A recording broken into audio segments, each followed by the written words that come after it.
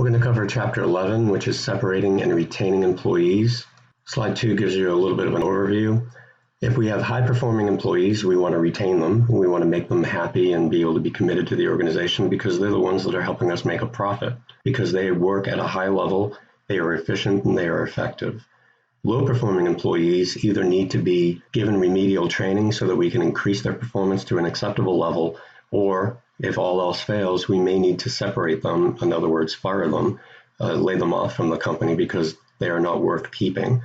Oftentimes, you want to make sure that you take steps to be able to salvage the employees that you've got. You don't want to just give up and fire people. That shouldn't be your first step. But in some cases, that's the only thing that can be done. So this chapter is basically going to be talking about how you can keep your best performers, how you can help improve your weaker performers, and then maybe you have to get rid of some of the lower level performers. Separation can also happen with a high performer too. So there are certain things that you need to cover, whether or not they're high or low performing. Sometimes your all-star employees decide to leave for whatever reason. And this chapter will give you some information about how to deal with it. Slide 3 covers managing voluntary and involuntary turnover. So voluntary turnover is when an employee quits. Involuntary turnover is when the employer fires them. So they ask you, why have you ever quit a job? A lot of the main answers are going to be that first one. They didn't like the boss or the coworkers. There's an old saying, you come for the company, you quit because of your boss. If you work for someone that you don't like, it's very hard for you to stay motivated and committed to that organization. If you're not a fit with the company culture, maybe it's too fast-paced, it doesn't fit your ethical views, or it's just not the right fit for your skill set, you may choose to leave and go someplace else. You may also leave because you're not being paid enough. Subjectively, you may make that conclusion. You could get a better salary someplace else, so you opt to leave. Going to the other chapter that we were looking at, we've already covered Chapter 13. That's why it's important to be able to keep your best performing employees either through some structure of incentive pay to be able to make sure that they're going to be getting the rewards that they consider is appropriate to be able to justify them to continue to work for you. The nature of the work is one thing to consider too. It may be more interesting or challenging work someplace else. The other thing is you might get fired or laid off. That just happens. Slide 4 with involuntary turnover. This is initiated by the employer for any number of reasons. It could be just a layoff. It may not be performance related. If you have a recession and you're not able to pay your bills, expenses are too high. Labor, as we covered in a previous chapter, is an expense, a very high expense. Different companies have different levels of it, but it's a pretty large expense for most companies. And a very quick way to be able to save money is to lay people off. It can also be because someone's not performing at a very high level. Sometimes, though, the involuntary turnover does happen with employees who would prefer to stay, either good performers who have to be let go because of the economy, or even a bad performer may see this as their dream job, so they may not be super happy that they're being told that they have to leave. Voluntary turnover is when the employee is the one that initiates it, and it could be for any of the reasons that we talked about on that previous slide. I might be getting paid more somewhere else, I might get a better boss somewhere else, I may feel that I'm more respected to go somewhere else. I may also just have to move because I got married and I have family on the other side of the country or someplace else in the world. Voluntary turnover often happens when a company doesn't want you to leave. I've actually had jobs where I found a better opportunity and I gave my notice. And at least a couple of times my boss was saying, tell us what we can do to help keep you here. And they offered me a little bit more money. In one case, I decided to stay. And another, I didn't like the job, so it wasn't really going to matter what they decided to give me. I chose to pursue another opportunity. Slide 5, we have involuntary and voluntary turnover. In involuntary turnover, these are the costs that are associated with it. So when you've got people that you're removing, you're going to have to backfill those positions unless it's a straight layoff. You're going to have to recruit and select and train all those new employees that you're bringing in to replace the people that have been let go. That is an expense that can cost a lot of money because they don't know what they're doing when they get there. Your productivity could go down because they may be reliant on other employees to help them get up to speed. It could further slow down and compound the problem because they're taking time that the other employees could be spending being productive to try to get them to a level where they're productive themselves. You may also end up getting sued. If you fire somebody in violation of any of the things that we talked about in our previous chapters, the Ledbetter Act, and you fired somebody because of a discrimination issue, you may face a lawsuit. You may not even have done anything wrong, but you could still face a lawsuit, and lawsuits are very expensive. A lot of times companies will try to settle them out of court before they go to trial because it simply is cheaper, but it still is an expense. You're going to have to write a check for whatever amount that you've agreed to settle to. But if you don't and you go to court, you're going to have to pay a lawyer. And when a lawyer goes to court, they could be making anywhere from $350 to $750 an hour.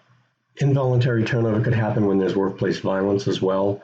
I had the unfortunate instance of being in a situation where a husband and wife were working and the husband punched his wife right in the face in front of everybody. He was fired immediately. He was escorted out of the building by the police. I think he was even subsequently arrested. I mentioned earlier that it's not a great idea to just fire people without trying to see if you can give them any remediation to get their performance to improve. But in this type of a case, where there's sexual harassment or bullying or outright violence, the only thing that you could really do is to let them go immediately. And in fact, if you didn't, that lawsuit issue may come up again because the people that have been the victims of the violence may not feel comfortable. They could end up suing you if you didn't take that action. Voluntary turnover, there is a cost to that as well. So again, if you cannot retain an employee that you wanted to, you're still going to have to recruit, select, and train their replacement. You're going to get the lost productivity. You're probably not going to have to face lawsuits or workplace violence, which could also mean that you have an employee that's angry that they get fired and they could come back and commit an assault of some sort.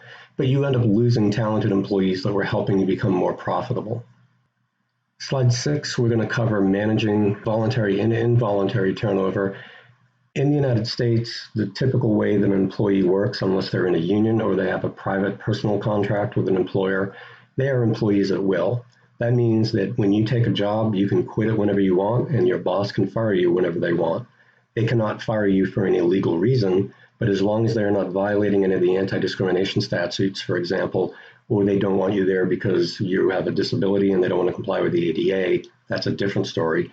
As long as it's not illegal to do so, they can fire you at any time. There's no requirement, there's no law that says that you have a job for life. If you have an employment contract, this is typically through union, where you have collective bargaining and all the employees are parties to a contract that the employer signed with the union on behalf of all of the employees, then you have to follow the terms of the contract.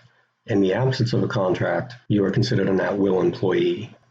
Slide 7 covers employee separation. When people leave, whether it's voluntary or involuntary, there should be a standardized approach to be able to discipline people if necessary, or to at least handle their discharge. So when someone says, "I quit," you should follow the regular procedures. Sometimes they have exit interviews so that you can talk to them and find out why they're leaving. If there is a disciplinary action and it's an involuntary turnover, there should be processes in place to be able to have HR involved to make sure that no laws are being violated to make you susceptible to a lawsuit. Separation should not be left only to an individual manager or supervisor. They should probably have some oversight. They're going to have to talk to HR to find out what the appropriate way to view this would be, what action should be taken.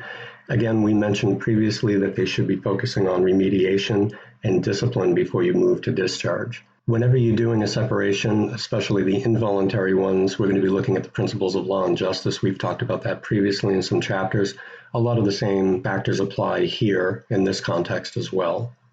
Slide 8, we're talking about outcome fairness. So if somebody does something wrong and we fire them, and then another person does something wrong and they don't get fired, that's not going to be perceived as fair either by the party that was discharged or by other employees who saw what happened, because they're not going to be sure if they behave in a particular way, how they may be treated. Interactional justice looks with kind of an empathetic view towards the employees.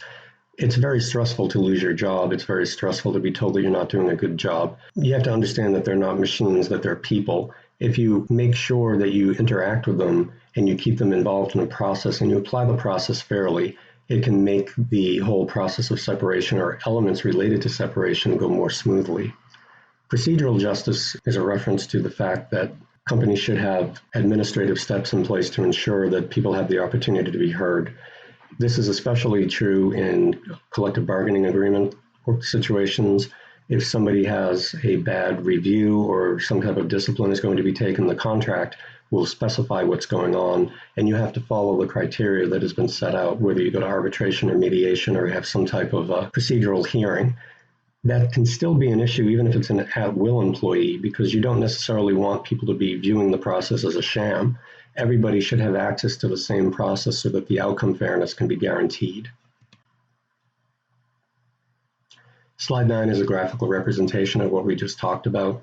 Outcome fairness, making sure that you're consistent, that people are aware of what the outcomes are, and that the outcomes that you do are in proportion to the behaviors. If somebody only did a minor problem, they were late a few times, you don't necessarily want to fire them because they came in late 3 times in 6 months. If somebody's late every single day and they're stealing supplies or something, then that's a different story. But whatever the appropriate or what is deemed the appropriate response should be consistent with all players that are involved. Procedural justice, we're talking about the procedures that are involved to make sure that you follow the whole process that is the same for everybody. You make sure that the procedures that you have in place try to eliminate, to the extent that is possible, levels of bias. You get accurate information. You don't want to fire somebody on an accusation that cannot be substantiated, for example. So you want to make sure that you're going to document everything that you're going to do if you're taking action against somebody that could lead to an involuntary separation. If somebody made a mistake, there should be a way for them to fix it, to mitigate the problem that they caused so that they don't necessarily end up being terminated as the first choice. If they made a mistake and it cost the company money, that they may be able to fix it somehow. So providing a way for you to be able to get out of a problem is just as important. You also need to apply ethical standards to make sure that the procedures that are in place are not violating the mores of the society that you're dealing with. Interactional justice, again, dealing with people interpersonally. So if there is a decision, positive, negative, it is explained. You give them the decision, you maybe put it in writing, you make it a formal process. You treat them with respect, consideration, and empathy. If you're just going to say, you're fired, get out of here, I never want to see you again, you're probably going to have someone who's going to be a resentful person. They may resort to some level of violence, or they may end up trying to sue you as a result. Slide 10 talks about legal requirements, so wrongful discharge. If you have an implied agreement that I'm going to give you job security, even if I never signed a contract that said that you would, or I said that you're going to be treated fairly and then I treat you unfairly because we don't apply the rules to everybody the same way, you could have a lawsuit potentially as a result because you violated the implied agreement that you would treat me fairly. You can also not violate public policy. You certainly cannot violate the laws that have already been established. But there may not be a law that says that you can fire someone or not fire someone for refusing to do something that was unsafe or what they perceive to be unsafe. But public policy is just kind of doing the right thing. It may not necessarily be illegal, but you have to make sure that whatever you're asking your employees to do is ethical and moral and it makes sense in the broader public policy perspective. Legal requirements also extend to discrimination, so we've already done chapters on this. You can't fire somebody because of their age, their sex, their race, their national origin, religion, etc. You cannot fire somebody in violation of the ADA if they have a disability, or you can't refuse to provide an accommodation if they qualify under the ADA. Whenever you do anything, and this is a general statement, you want to make sure that it's documented and the information is collected, because if there is a problem going forward, you need to have documentation that you did the right thing. If you never document anything, even if you did it the appropriate way, if you get sued, you're going to have to go to court and prove that you did it. And if you don't have any documentation, it's going to be your word against the employee. Slide 11 concerns employee privacy. Whenever you're talking about discipline, we mentioned that it should be communicated and it should be transparent, but that doesn't mean that you should say, Bob Smith did this and announce it to the entire organization. Issues regarding discipline should be kept in the employee's file. The only people that should have access to it are those that have a need to have access to it. That's usually people in HR, their direct management, and maybe for more severe levels, higher levels of management and executive staff. Slide 12, make sure that the information that you're collecting is relevant.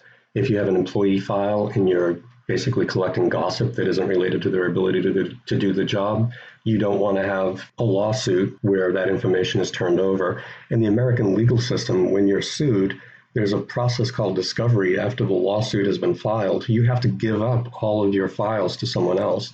You want to make sure the files that you're collecting do not have any information that could be viewed in a prejudicial light against the company. So you only want to collect information that is relevant to the job. The way that the company gathers information and the way that it protects the information and the consequences for violating those policies should be publicized to all employees. It could also be included in one of the training programs with the onboarding that we talked about in earlier chapters. It's important that you get consent, especially if you're talking about things like Family and Medical Leave Act. You have to let them know that you're keeping this information. Some of you may get notices from banks and from your healthcare provider that complies with the HIPAA, the Health Insurance Portability and Accountability Act. There are requirements that other companies have that they must keep this information private. And one of the ways that you can avoid having some problems is that the employees have actively consented to allowing you to collect that information. Again, it should still be relevant, but it's a good idea to make sure that they know and that they give consent. Consent could be conditional on getting the job. So if they don't consent to it, you may not have them working there, but it's important that you document it. Again, you want to make sure that the employees are treated consistently, that the searches that you do through the records are done discreetly and only for the reasons that are necessary. Other people that may just want to go look through somebody's file to find out some interesting tidbits about them, if it's not related to the job, they should not be looking at it.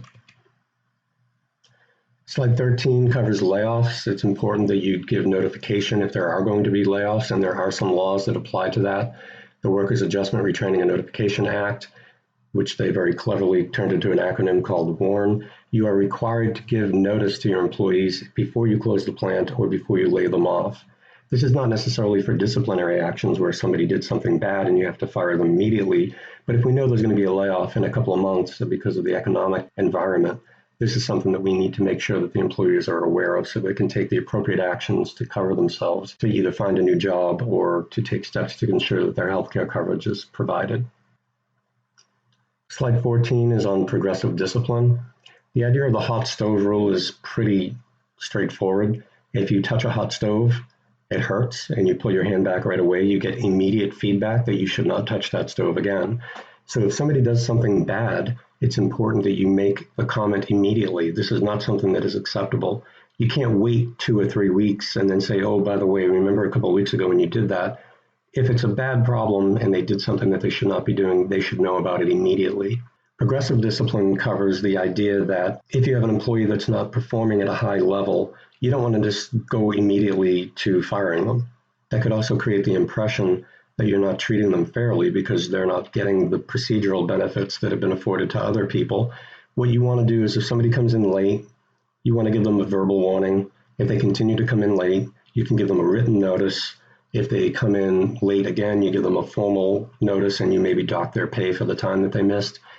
If it goes on for months and they continue to do it, you could suspend them. And then eventually, if they continue to violate the process, you could end up terminating their employment and having them separate. Progressive simply means that you build upon your prior actions. You don't want to just come out with a surprise and give the ultimate punishment to somebody on the first time that they did something. Again, the exceptions to that rule are things like sexual harassment and workplace violence. But if it's just a minor violation of the rules, you should be applying progressive discipline so that they can have the opportunity to correct their behavior and not be lost to the organization. You end up losing an employee, you're still going to experience the costs that are associated with being able to get someone to come back in and backfill them. Slide 15, again, this is a breakdown of what I just talked about. So you start with something light and then you may end up with termination. So I'm not going to go over every box on the slide, just take a peek. Slide 16, some of the things in disciplinary problems that you want to cover: tardiness, absenteeism, unsafe work practices. They're doing things that could put themselves or others at risk. Poor quality or quantity of work, sexual harassment, which would be a more serious offense. If they're impaired on the workplace by some type of substance, alcohol, drugs. If they're stealing company property, if they're cyber slacking, they're just looking at their phone all day instead of working. These are things that are typically the types of issues that pop up in terms of disciplinary actions. Slide 17 is on alternative dispute resolution. I mentioned the expense that is associated with lawsuits. That is the formal process of going to court. You're going to have to get a lawyer to defend you. Because it's so expensive, there are things that the companies can do to try to mitigate those costs through alternative ways of resolving disputes. Slide 18 is probably the easiest, or it starts with the easiest. You have an open door policy. If somebody has a problem, you have to let them know that it's appropriate that they can go and talk to their manager about it. If you have a problem and you come in good faith, the manager should be willing to listen to it and try to figure out if they can resolve the issue without it getting to a higher level and allowing it to escalate.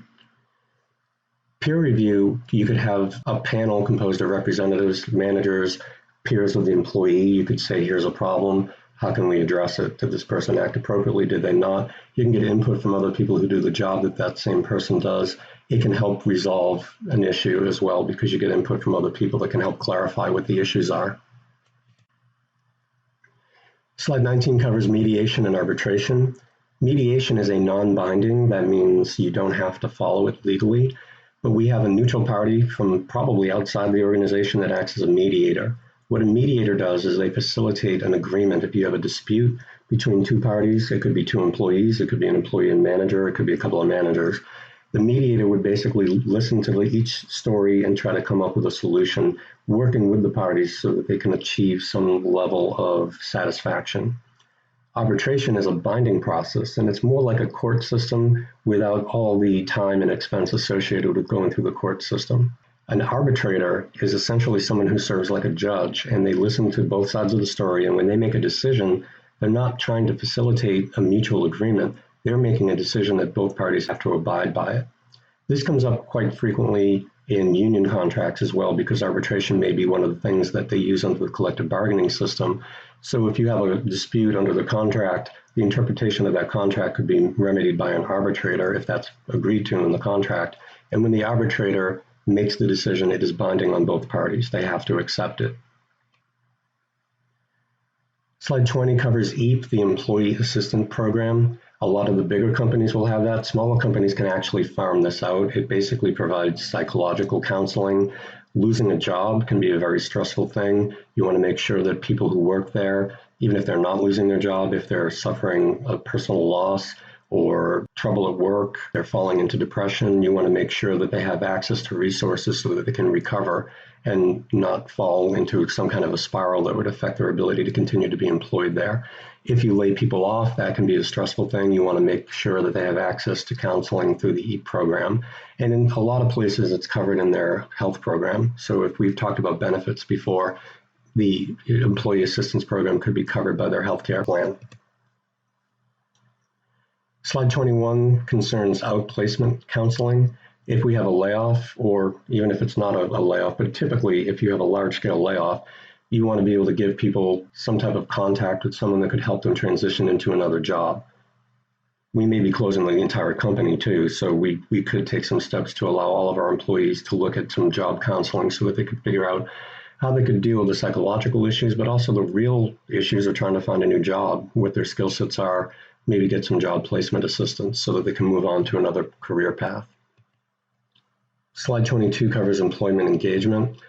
This is how much the employee is actually committed to the job because they're engaged in what's going on. We talked about incentive programs before. That's one way to keep people engaged. The more engaged they are, the more committed they are to the organization, and the less likely they are to cause problems that could lead to separation, whether it be voluntary or involuntary. Slide 23 is job withdrawal, which is usually a symptom that takes place prior to separation occurring. If you've got behaviors that are being exhibited by an employee where they withdraw from the job, they're not cheerful when they show up, they're not really all that confident to do their work, they don't really want to do the work, they do the bare minimum, they may start to call in sick very frequently, they may want to come in late, they leave early, they take long lunches, there's something going on. This should be a warning sign for a manager to try to take some actions to see if they could use some of the dispute resolution tactics or even the employee counseling that might be available to try and figure out what the problem is. It could result from bad management too, because if you have a merit program or some type of procedural process where it's perceived as being unfair, employees could become dissatisfied with their job. They don't think they're being paid enough. They don't think they're being treated fairly. All of that can lead up to job withdrawal. And if people aren't working as hard as they should be, if they're not committed to the job, you're probably not going to get the greatest level of output from them. And that could affect the bottom line. And you would become less profitable as a result. Slide 24 is a graphical representation of the job withdrawal process. A lot of it is based on your personality. You may not be the type of person that falls into it. You may be easily discouraged. The tasks and roles that you have, the supervisors and coworkers that you have to work with, and the pay that you're getting and the benefits that you're getting. If you view them subjectively as being personally unacceptable, that could lead to job dissatisfaction. You could change your behavior. You could withdraw from a job. You could psychologically withdraw. You could physically withdraw. You're not showing up at work when you're supposed to. You're not going to meetings that you're supposed to. You may end up quitting as well. That's the ultimate level of job withdrawal. Slide 25 goes into a little bit of detail. I've kind of already talked about it, but the negative affectivity and the core self-evaluations, that's just how you are. You may look at a situation, you could have two employees in the same situation. One would say that it's completely unacceptable and one's perfectly happy. So you have to kind of be in touch with the way your employees behave, the way that they work, and stay attuned to what's going on, because you want to be able to capture problems earlier before they become something bigger. Task and roles, if you have role ambiguity, that's because your boss isn't really telling you what you're supposed to be doing. You don't know what your expectations are. If you don't know what you're supposed to do, it's very difficult for you to be able to do your job appropriately. That can lead to dissatisfaction. You could have conflict because you're reporting to different bosses. You could be given too much work and you feel that the challenge that you should be getting is an infeasible task that you've been assigned. And if you don't think you can do it, you're going to withdraw from completing it. You may be unhappy with your supervisors. It could be your manager is a bit of a psychopath or a sociopath. It could be that you have bullies for employees. You could have conflicts with them. All of those things can lead to job withdrawal and dissatisfaction. Slide 26 talks about role conflicts. You may have employees that have to do with a lot of things outside of work. The example that they gave there is somebody who's been deployed in the military. You may have children that have issues. You may have parents that you have to take care of. You may have both.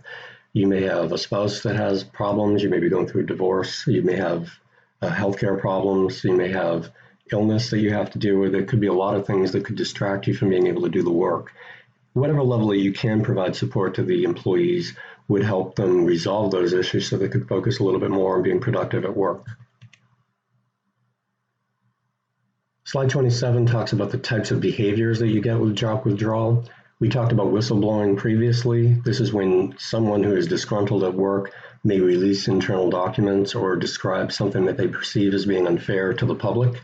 That could create a lot of bad public relations press for the organization. You could also end up getting sued, which we've covered a couple of times already. The physical job withdrawal, they call in sick a lot. They just don't come to work. They take every day of vacation that they could get the second that it's available to them. And then the psychological withdrawal is that you're just not involved and you're not committed to the organization. Slide 28 talks about job satisfaction. If you're satisfied with your job, you're going to feel good about the job. You're going to be committed to the organization. You'll be happy to go to work. You'll be happy to meet with your boss and talk to your employees and produce. The three components of job satisfaction are the values. Values are personal. They are subjective. It's basically what the employee wants out of their job. Whether or not the values that the job is able to give them matches their own perceptions of what's going on. The second one, not to be confusing with the values, is perceptions, the way that you understand and interpret the situation that you're in. If you think it's a fair situation, then you're going to have job satisfaction. If you perceive the situation of being unfair or not a good place to work, then you're not going to have very high levels of satisfaction. What is important could vary from employee to employee. Some people may think pay is more important than the environment. Some people may think the relationship with their boss is more important to pay. So you could have multiple employees with different issues, either being dissatisfied or satisfied. It can be kind of hard to predict because it is relatively subjective and dependent upon the nature of the employee. Slide 29 goes a little bit further into that. Negative disposition, if you have negative affectivity and negative self-core evaluation, you're not particularly satisfied, you have low levels of self-esteem, low levels of self-efficacy, you don't think you can do the job, and that could be because of your personal disposition. It could be enhanced by the way you interact with your boss. If you have a positive attitude, you're less likely to take a negative view of things that occur and transpire at work. If your boss is getting on you, you may think, well, that's just the nature of the job. So it really does come down to how each individual employee looks at the situation. It's hard to predict, but the employer should really focus on understanding what is making each employee tick, what drives them to perform. Slide 30 covers job satisfaction and things that can be done to increase it. You want to monitor it, which I was alluding to just a second ago.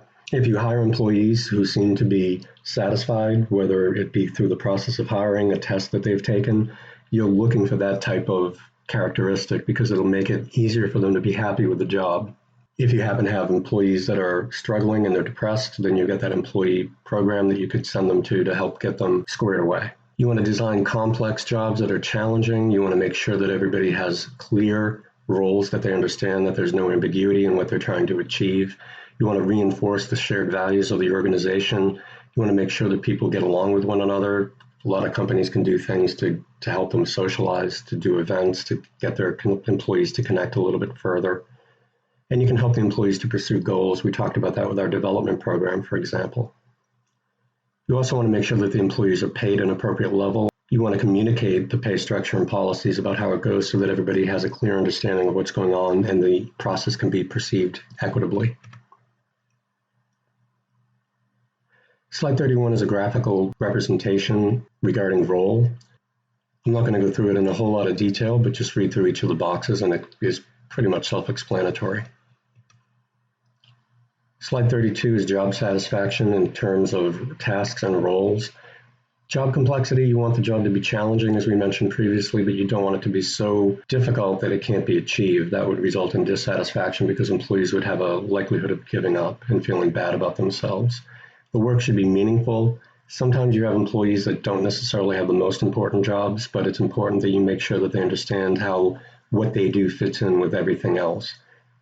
Frankly, all work should be perceived as being meaningful. Subjectively, an employee may not see it, but if you can make sure that they see how their role is critical and how all of the operations are implemented, it can help them understand their position and their role and provide more meaning for them so that they're more committed to completing it.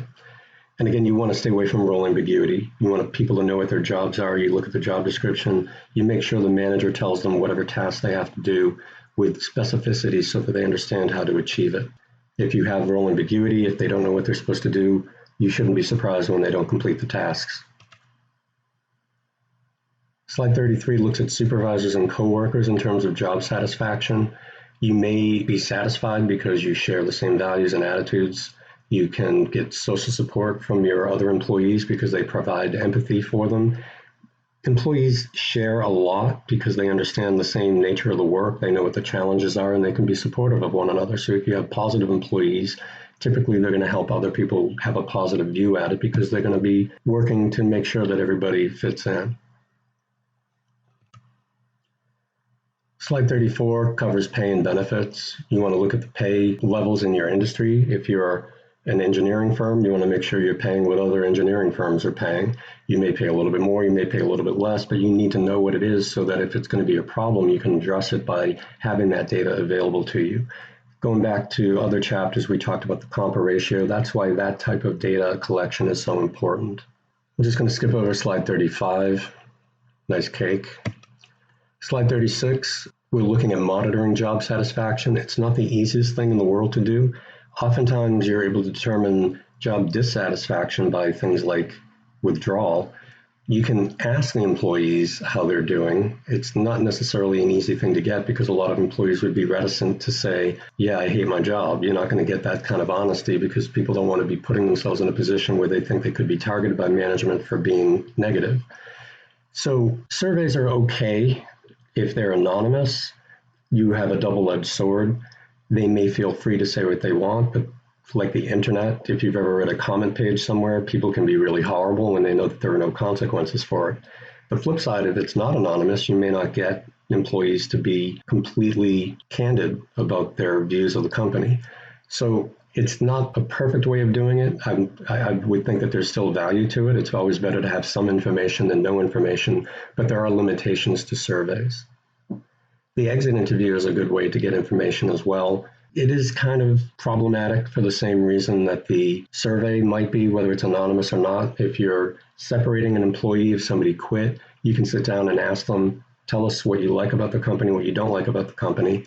If somebody hates their job and they hate their boss and they just had a personal gripe with them, they may not be particularly honest. They just may be trying to throw their boss under the bus because they already have another job lined up. A lot of people also don't even bother with the exit interviews because they don't want to be involved. If they're leaving, they just want to get out. So you may not get really forthright information from them. Job description index is on slide 37. Just read through that. I'm not going to cover it in a whole lot of detail, but this is a tool that you can help try to figure out how to get information from your employees. Slide 38. I don't know how many places actually use this, but if you're super happy, I guess you're the guy on the left. If you're not very happy, you're the guy on the right. This is a way to simplify somebody's attitudes about how they perceive their job. I guess this could be concluded on a survey. I'd have to be honest, if I got a survey from my boss with these faces on it, I don't know how serious I would take it. Slide 39 is kind of terrifying, so I'm just going to skip over that. And then slide 40 starts the summary. So that wraps up this chapter, chapter 11. If you haven't read the book, I need to stress that you need to read all of the chapters. The next exam is going to be prepared very shortly. It's going to be online probably within a week or so. So you want to make sure that you've done all the reading as well. The PowerPoints and the narration that I give through the PowerPoints, that's only going to cover some of it. But if you really want to have a full understanding, the assignment is to do the reading. So make sure you read all the chapters and you take notes appropriately so you can prepare for the exam. Thanks.